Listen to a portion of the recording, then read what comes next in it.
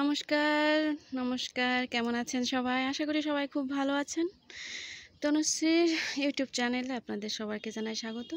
আজকে আবার বীজের গাছে নতুন করে ফুল ফুটেছে। আজকে দুটো বীজের গাছে ফুল ফুটেছে, সেটা আপনাদের দেখাবো। সাথে আরও অনেক ফুল আছে, আর ফুলগুলো আজকে তুলে নেবে আমার হাজব্যান্ড।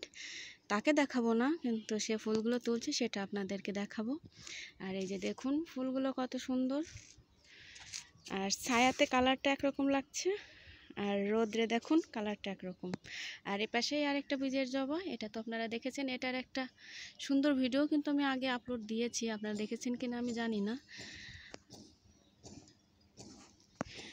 ফুলের কালারটা আজকে জাস্ট ওয়াও এসেছে, আর ফুলের সাইজটা আগের দিনের থেকে বড়। এর ভিডিও কিন্তু আমি আগেও শেয়ার করেছি, আগের দিনও দুইটা করেই ফুটেছিল। আর এই পাশে তিনটে জবা ফুল ফুটেছে, দেখুন কত সুন্দর লাগছে। লাল লাল কালার, একেবারে লাল না, কিন্তু অন্যরকম একটা কালার। কি কালার সেটা ঠিক বুঝে উঠতে পারি না। এখানে দুটো আছে, আর দূর থেকে একবার এই সবগুলো ফুল আপনাদের দেখিয়ে দিই।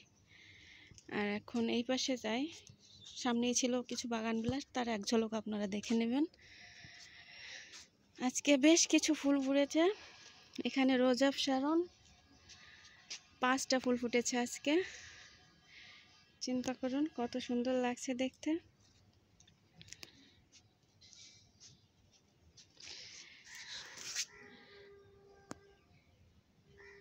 ফুল দেখতেই ইচ্ছে করে। রোজ অফ শারন এক জায়গায় জমজ দুটা হয়েছে, জরুয়া।